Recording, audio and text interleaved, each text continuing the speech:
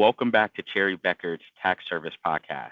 I am Trevor Nelson, the manager with our Strategic Financing Services team. And today we'll be diving into what makes a successful new markets tax credit closing through our featured guest, the leadership team of the Meals on Wheels of Greenville. And I'll pass it over to our guest to introduce herself and tell us a little bit more about the organization. Thanks, Trevor, for having me. I'm Catriona Carlisle, Executive Director of Meals on Wheels. I joined the team in 2009 as Director of Development and currently serve as Executive Director, overseeing the strategic planning, the budgeting, operations, and the vision for the organization. For those that are unfamiliar about our program, Meals on Wheels of Greenville has been delivering nutritious meals to homebound and seniors since 1968.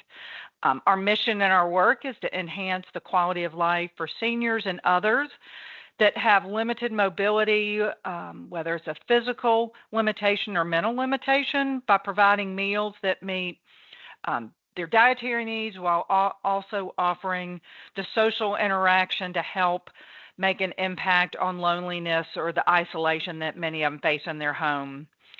We're able to do our work because we have such a dedicated network of volunteers and donors that allow us to deliver over 1,500 meals each day to our clients. And so beyond that meal, our volunteers are so critical because they provide a friendly visit, many times being the only contact that our clients would see during the day. And so they're our lifeline between our clients and the work that we're doing to allow them to stay in their homes with independence and dignity. Yeah, absolutely. We've heard that time and time again around aging with dignity. And I think that is such an impactful work. And the exciting thing, you've been carrying this vision for some time, and now you're in the midst of an expansion, a major one. Can you tell us a little bit more about what you have going now and what the future holds? Yeah, we're at an exciting time for Meals on Wheels Greenville. In 2023, we purchased a 2.5-acre property about a mile and a half down from our current location at 3905 Augusta Road. It was previously the site of an Economy Inn hotel, which it kind of is full circle because we actually used to deliver meals to that hotel to individuals when I first started. So it's, some ways we feel like we're kind of coming home. And we're going from 9,500 square feet to 25,000 square feet that will allow us just to make a bigger impact for our clients, but also the community.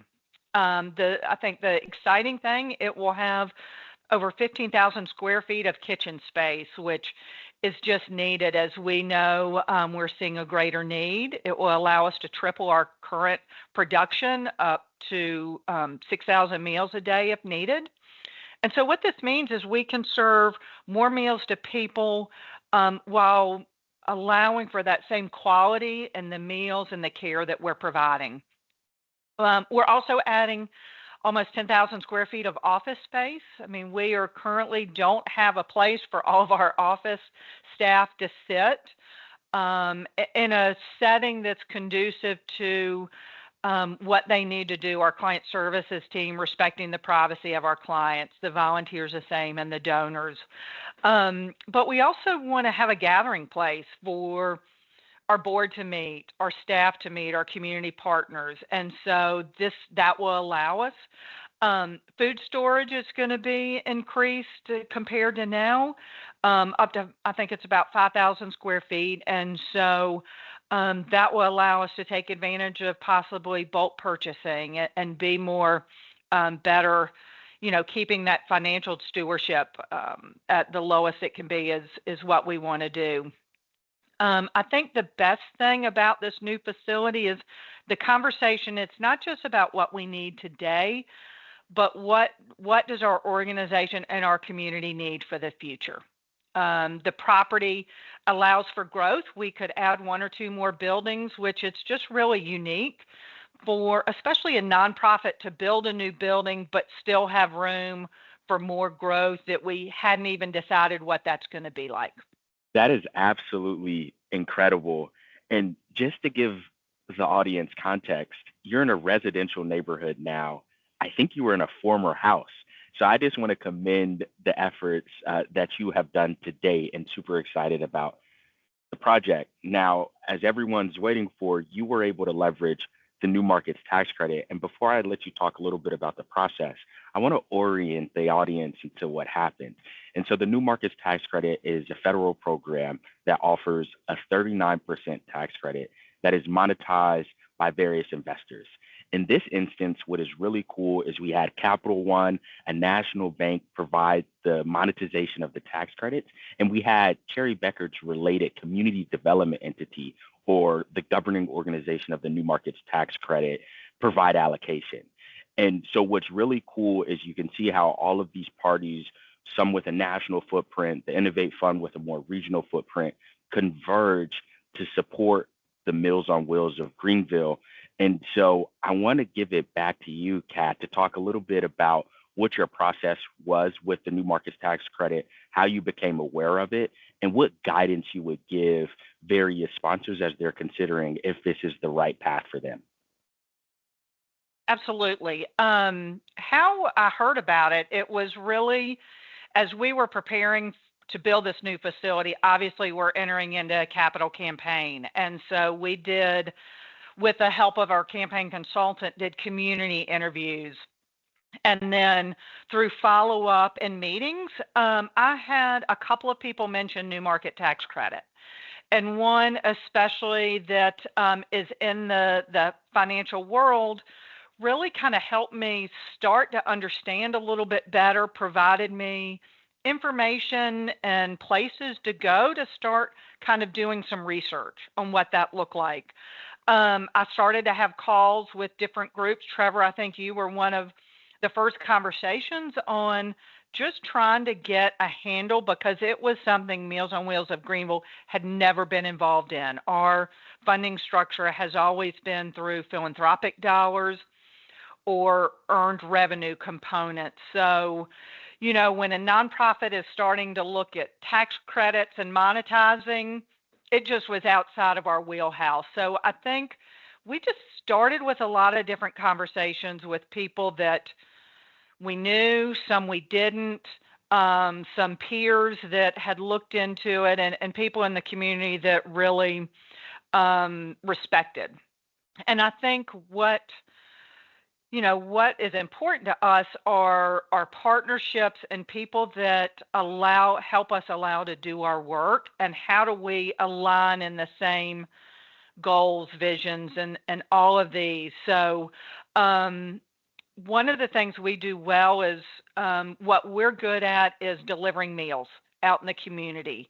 But we look for other people that are more knowledgeable in different areas to partner with, whether it's accounting, whether it's our IT. And so we took that same approach with the new market tax credit, and worked with Trevor and his team at Cherry Bekaert, and our legal counsel the same, who this is your daily work, so you all know this process.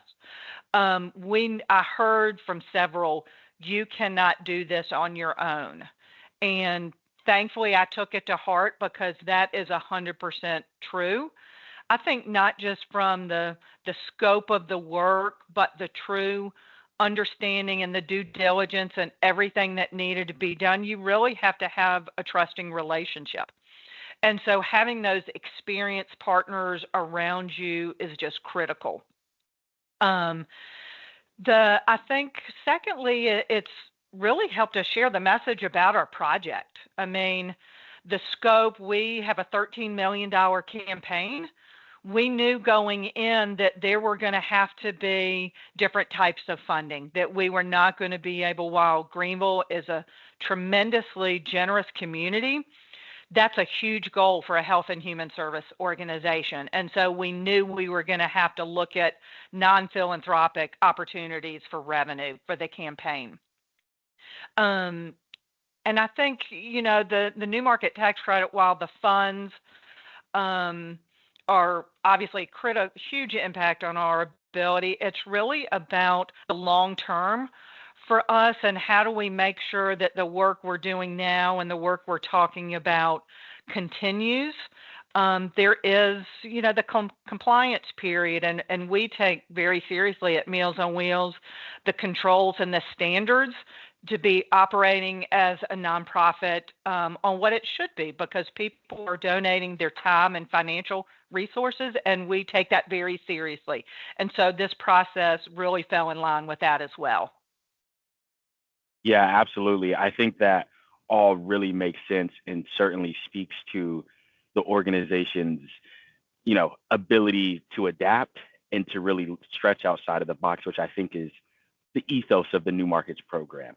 Now, before we get into the closing process, I want to give the audience a little bit of context. So we had ambitions of securing roughly $2 million of net new cash for the Meals on Wheels to help them achieve this $13 million vision.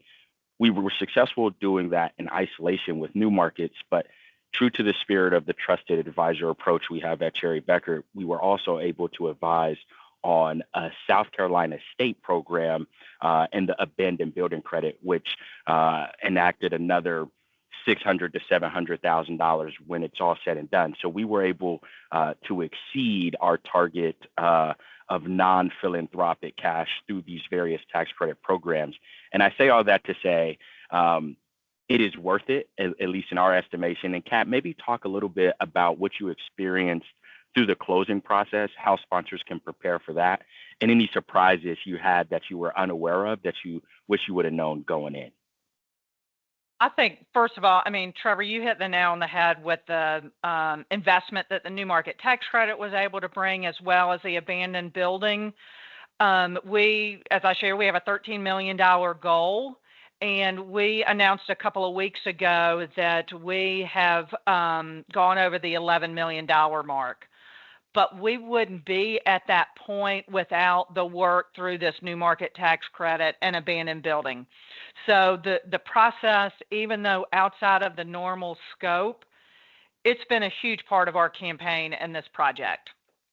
I think going, into the closing, and I've thought a lot about this, what do I wish I knew, what did, and I think making sure you can understand the process as much as possible. It's such a different process than the day-to-day work we do. I think that's really important. I think the communication piece, to make sure everyone is on the same page, because there are things that come up and you have to shift or be flexible or adapt. And so if that communication piece in there, I think that would be really tough.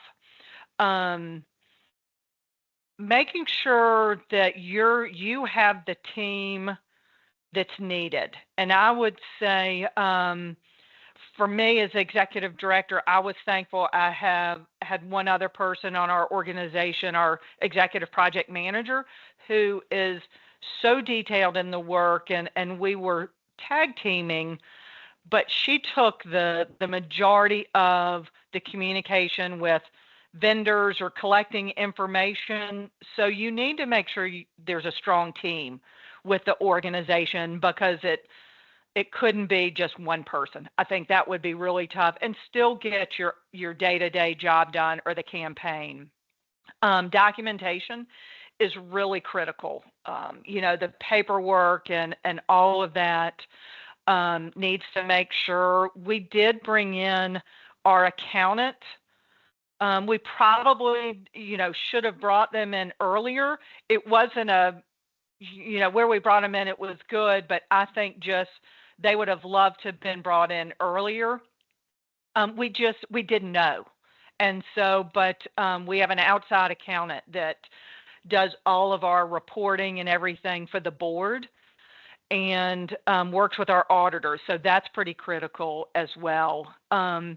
And you need someone to be that champion or quarterback for you that knows this process. And Trevor was that person to help navigate the weekly calls and the closings and all of that, just things that we were unaware of. So that would be really important for someone thinking about this, not just your internal team, but what does your external team look like?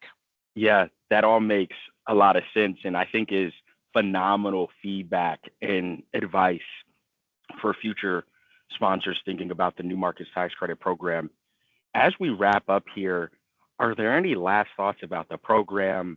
You're now in the compliance period, so any parting thoughts you have on making sure after you close you find success and just broadly on the New Markets Tax Credit experience?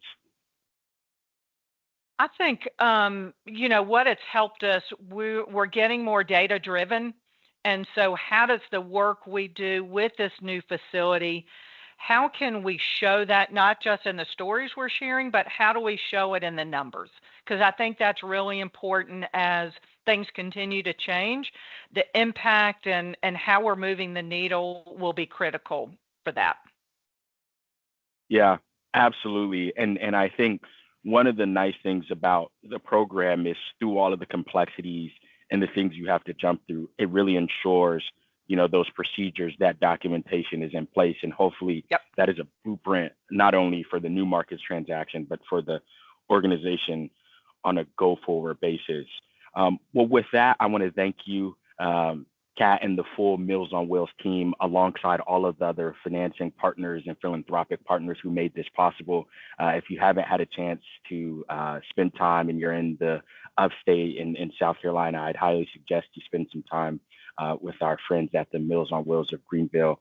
And thanks everyone for tuning in. If you're interested in learning more about how the New Markets Tax Credit could support your community-focused project, reach out to us at Cherry Bekaert and stay tuned for the next episode, where we'll explore more stories of strategic financing driving real impact. Until then, I'm Trevor Nelson and hope you found this useful. Thank you.